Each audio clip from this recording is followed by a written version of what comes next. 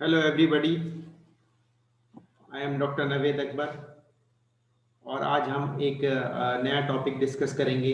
वो है DNA genetic material. तो डीएनए को किस तरह से DNA as a genetic material जो है वो प्रूव हुआ। हिस्ट्री में साइंटिस्टों ने कौन कौन से एक्सपेरिमेंट करे और उसका क्या कंक्लूजन निकला।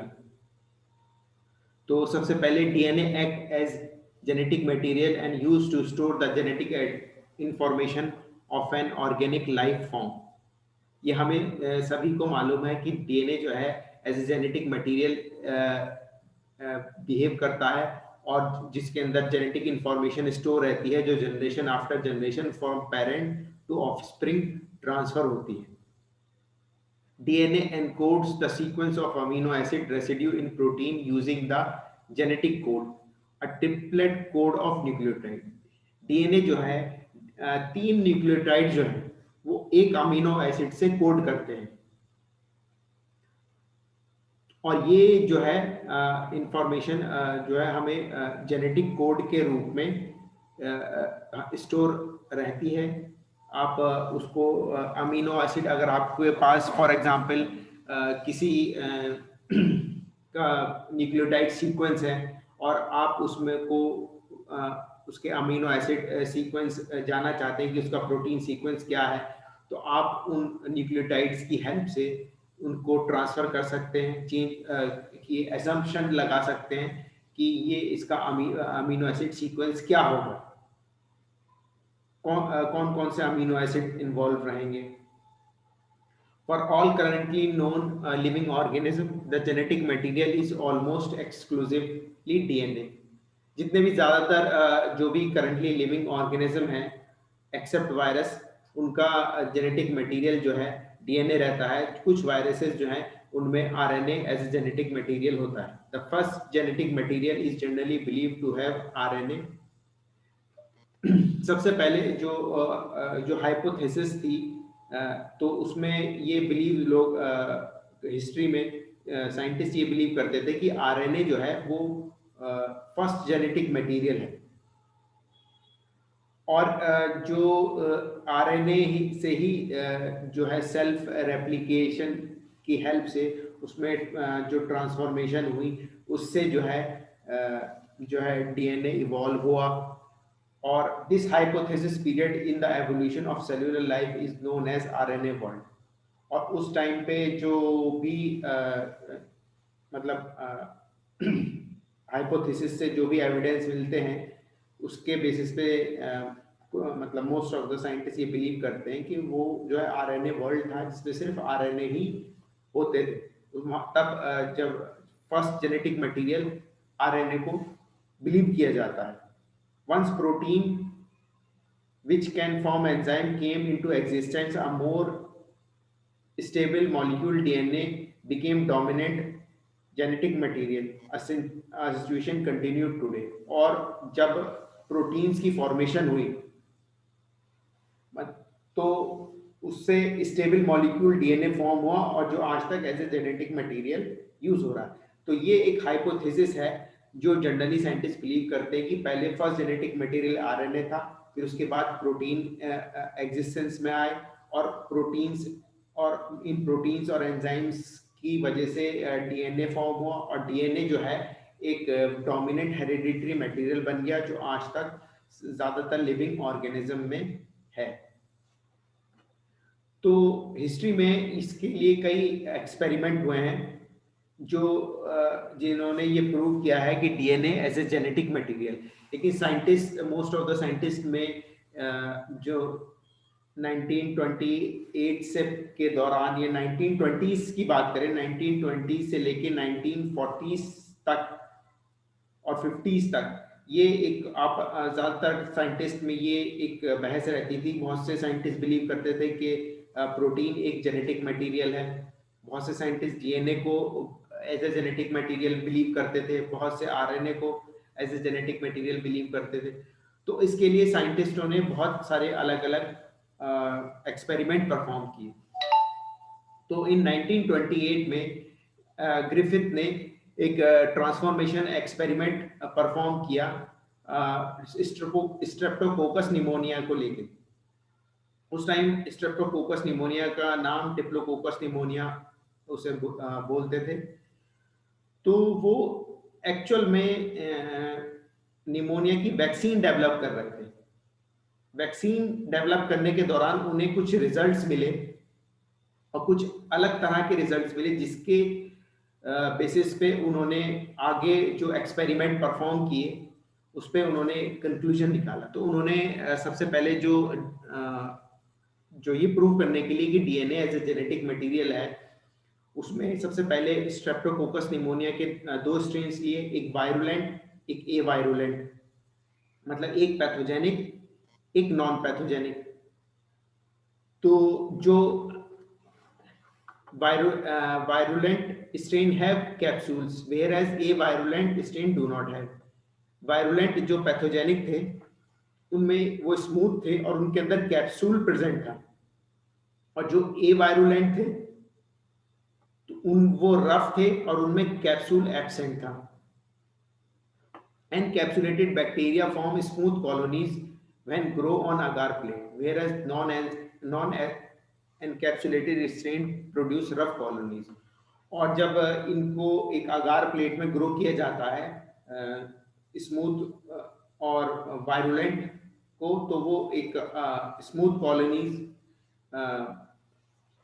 के फॉर्म में ग्रो होती हैं, और जब नॉन वायरुलेंट को ग्रो करते हैं तो रफ कॉलोनीज ग्रो होती हैं। इसकी वजह ये है कि वो जो वायरुलेंट है, जो पैथोजेनिक है, उसके ऊपर वो एनकैप्सुलेटेड होता है, उसके ऊपर एक कैप्सूल प्रेजेंट होता है, जिस कैप्सूल की वजह से अगर वो किसी की बॉडी में एंटर हो जाए तो वो निमोनिया से उसकी डेथ हो सकती है, क्योंकि जो ज़्यादातर लोगों का इम्यून सिस्टम जो होता है वो उस कैप्सूल्स को जो है कि होने की वजह से वो जो है बैक्टीरिया वो सरवाइव कर जाता है, और जो इम्यून सिस्टम है वो उस पर जो है अटैक नहीं कर पाता या उस पर इतना ज़्यादा इफेक्टिव नहीं हो पाता।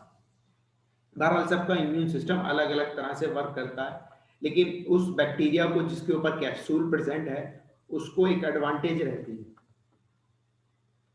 तो उनका एक्सपेरिमेंट क्या था? अब उन्होंने एक सबसे अलग माउस पे एक्सपेरिमेंट किया, और उन्होंने सबसे पहले जो लिया लाइव रफ स्ट्रेन लिया, नॉन वायरुलेंट नॉन कैप्सुलेटेड, और उसको सीधे माउस में इंजेक्ट कर दिया, जिससे क्या हुआ कि माउस जो है वो सरवाइव कर गया, क्योंकि वो नॉन पैथोजेनिक था।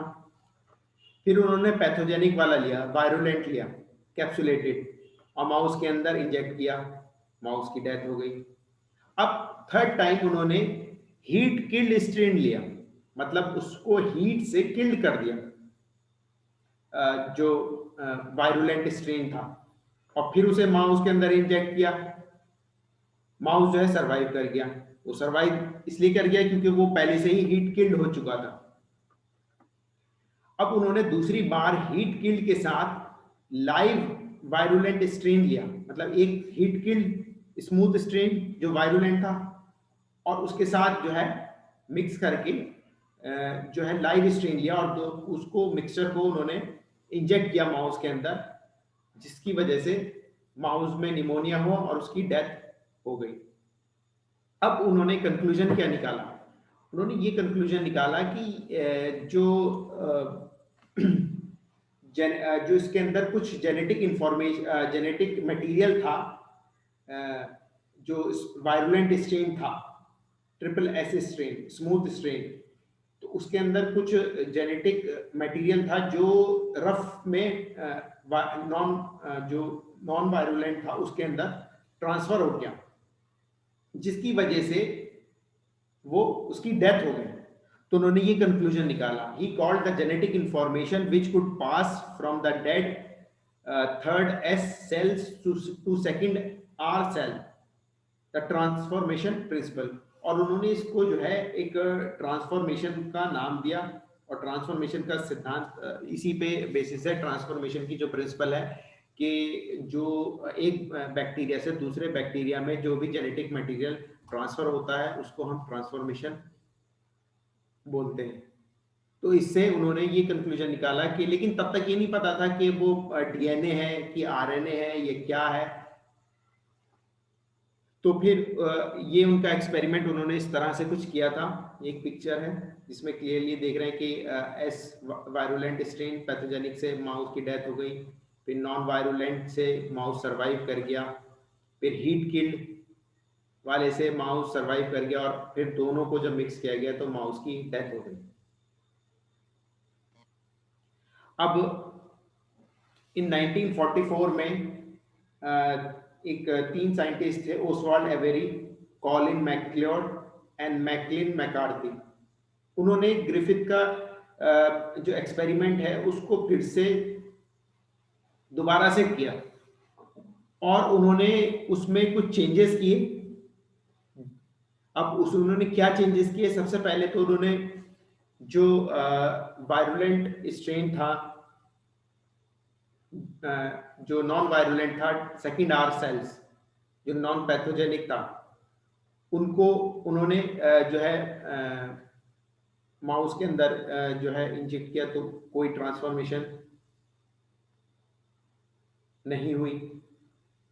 फिर उसके बाद में जो जिससे माउस की डेथ हो गई थी, सेकेंड आर सेल्स को फिर थर्ड एस डीएनए एक्सट्रैक्ट के साथ मिक्स करके उन्होंने पहले इस एक्सपेरिमेंट को परफॉर्म करने से पहले जो उसका जो एक्सट्रैक्ट था थर्ड स्ट्रेन का, वो निकाल लिया था, उसे सेकेंड आर के साथ मिक्स करके उन्होंने उसको इंजेक्ट किया, तो ट्रांसफॉर्मेशन हुई। उन्होंने ट्रांसफॉर्मेशन नोट करी। फिर थर्ड टाइम में उन्होंने इन दोनों के साथ डीएनएज लिया। अब डीएनएज हम जानते हैं एंजाइम होता है जो डीएनए को जो है डिग्रेड कर देता है, उसको इनहिबिट कर देता है। तो उसमें ट्रांसफॉर्मेशन नहीं हुई क्योंकि उसने जो है डीनेचर कर दिया था डीएनएज ने डीएनए को, तो कोई ट्रांसफॉर्मेशन होनी नहीं थी उसमें। एक सेल से दूसरे सेल में जो स्मूथ सेल से उससे रफ सेल्स में कोई ट्रांसफॉर्मेशन नहीं हुई। थर्ड में उन्होंने आरएनएज लिया, जिसने आरएनएज जो है वो आरएनए को डीनेचर कर देता है, उसको डिग्रेड कर देता है। तो आरएनएज एंजाइम लिया, उसमें जो है ट्रांसफॉर्मेशन हुई क्योंकि उसने आरएनएज को डीनेचर किया, डीएनए जो है वो ट्रांसफर हो गया। इसी तरह से थर्ड में उन्होंने प्रोटीएज लिया, प्रोटीएज जो है प्रोटीन को डिग्रेड कर देता है, तो उसमें भी उन्होंने ट्रांसफॉर्मेशन की स्टडी करी। तो इसके बेसिस पे उन्होंने उसको ग्रिफिथ के एक्सपेरिमेंट को सही ठहराया और ग्रिफिथ के एक्सपेरिमेंट को सपोर्ट किया, और उन्होंने ये कंक्लूजन निकाला कि हाँ, मे बी डीएनए जो है एज ए जेनेटिक मटेरियल हो सकता है। ये इस तरह से ये उन्होंने डीएनए परफॉर्म किया था, और उनकी हाइपोथेसिस थी the genetic material of cell is either protein और न्यूक्लिक एसिड, डीएनए और आरएनए, जिसका कंक्लूजन ये निकला transformation requires DNA and therefore it is the genetic material of the cell, जिससे ये प्रूव हो गया कि डीएनए जो है वो जेनेटिक मटेरियल है सेल का। अब ये इन सब एक्सपेरिमेंट के बाद इन 1952 में एल्फ्रेड हर्शे और मार्था चेज, इन्होंने एक एक्सपेरिमेंट किया जिसने ऑलमोस्ट सब कुछ क्लियर कर दिया। अब इन्होंने क्या किया, इन्होंने जो है बैक्टीरियोफेज लिए, 2 बैक्टीरियोफेज लिए, और इन्होंने एक को 35S रेडियो आइसोटोप से लेबल किया, दूसरे को जो है 32P रेडियो एक्टिव आइसोटोप से लेबल किया। अब मैं आपको पहले तो बताता हूँ, आप लोगों को जिनको नहीं पता है बैक्टीरियोफेज क्या होते हैं। बैक्टीरियोफेज उनको कहते हैं जिस वो फेजेस होते हैं कि जिनको वायरस जो है जिन बैक्टीरिया को इन्फेक्ट कर देता है उनको हम बैक्टीरियोफेज बोलते हैं। बैक्टीरियोफेज एक टाइप होता है T2 बैक्टीरियोफेज। तो इन्होंने T2 बैक्टीरियोफेज लिया। अब इसके अंदर सिर्फ 2 चीजें होती हैं, एक तो इसका जेनेटिक मटेरियल होता है जो कि डीएनए से बना होता है, दूसरा इसका कैप्सिड होता है जो बाहर का कैप्सूल है, पूरा जो स्ट्रक्चर है, ये प्रोटीन का बना होता है। अब रेडियो एक्टिव एस आइसोटोप लेने का एस सल्फर से क्यों वाला क्यों लिया इन्होंने, सल्फर लेवल से क्यों रेडियो एक्टिव से लेबल किया? वो इसलिए किया क्योंकि बहुत से प्रोटीन, जैसे हमें मालूम है, वो सॉरी बहुत से जो अमाइनो एसिड है उनके अंदर सल्फर प्रेजेंट होता है। जैसे कि फॉर एग्जांपल सिस्टीन, सिस्टीन में सल्फिल थायोसल्फर हाइड्रिल ग्रुप होता है, एसएच ग्रुप इसमें प्रेजेंट होता है, और ये प्रोटीन के अंदर एक चेन भी बना लेते हैं, सिस्टीन प्लस सिस्टीन आपस में बाइंड होकर के, जिसको हम सिस्टाइन बोलते हैं। तो सल्फर से जब लेबल किया तो उस वो जो है प्रोटीन से जाके अटैच हो गया। दूसरा इन्होंने फास्फोरस इसलिए यूज किया क्योंकि जैसे हमें मालूम है कि डीएनए की बैकबोन जो है वो फास्फोरस से बनी होती है, तो वो फास्फोरस से बाइंड करते हैं। तो उन्होंने एक को जो है रेडियो एक्टिव फास्फोरस से लेबल किया और दूसरे को सल्फर से लेबल किया, और फिर उसके बाद उन्होंने एक बैक्टीरिया लिया इकोलाई, जिसमें उन्होंने इन्फेक्शन दिया बैक्टीरिया को, और बैक्टीरिया को इंफॉर्मेशन देने के इन्फेक्शन देने के बाद उन्होंने उस कल्चर को उन्होंने ब्लेंड किया, ब्लेंडिंग करी, ब्लेंडिंग जिससे कि वो मिक्स हो जाए आपस में, और फिर उसके बाद उन्होंने उसको सेंट्रीफ्यूज किया। सेंट्रीफ्यूज जब किया तो उसमें नीचे पैलेट आ गई और ऊपर जो है सुपरनेटेंट अलग हो गया। तो उन्होंने उसमें डिटेक्ट किया कि जो सुपरनेटेंट था, जिसमें एक में दो अलग अलग एक्सपेरिमेंट थे। पहले जो radio active S sulphur labelled जो था, उसमें जो सेल्स थे जिनमें इंफेक्शन था, इकोलाई बैक्टीरिया, उनके अंदर नो सल्फर डिटेक्टेड, उनके अंदर कोई सल्फर नहीं दिखा। सल्फर किस में दिखा? जो सुपरनेटेंट था, जिसके अंदर जो है उसका शेल था, उसका कैप्सिड जो कवर होता है बैक्टीरियोफेज का, तो उसमें वो अलग से डिटेक्ट हो रहे थे। रेडियो एक्टिव लेबल होने की वजह से वो हाईलाइट कर रहे थे, चमक रहे थे। दूसरा जो सेम उन्होंने जो फास्फोरस लेबल जो डीएनए लिया था, उसमें उन्होंने देखा कि जो इकोलाई बैक्टीरिया था उसमें बिल्कुल क्लियरली डिटेक्ट हो रहा था कि अंदर उसके फास्फोरस लेबल जेनेटिक मटेरियल है माइक्रोस्कोप में, और जो उसका सुपरनेटेंट था उसमें कोई भी रेडियो एक्टिविटी नहीं नजर आ रही थी। तो इस पे उन्होंने कंक्लूजन ये निकाला कि एक तो ये कि जो एक तो ट्रांसफॉर्मेशन हुई, बैक्टीरियो फेज जो है वो अपना जेनेटिक मटेरियल जो है वो बैक्टीरिया में ट्रांसफर कर देते हैं।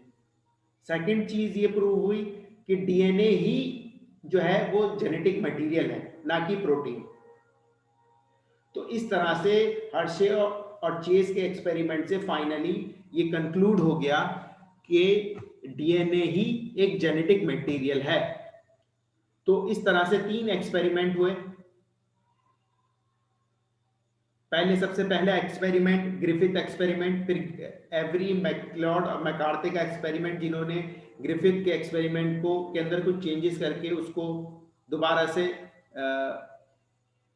रिवाइज किया, और थर्ड जो है हर्शले और चेस का experiment. Thank you very much. I hope आपको ये प्रेजेंटेशन पसंद आया होगा।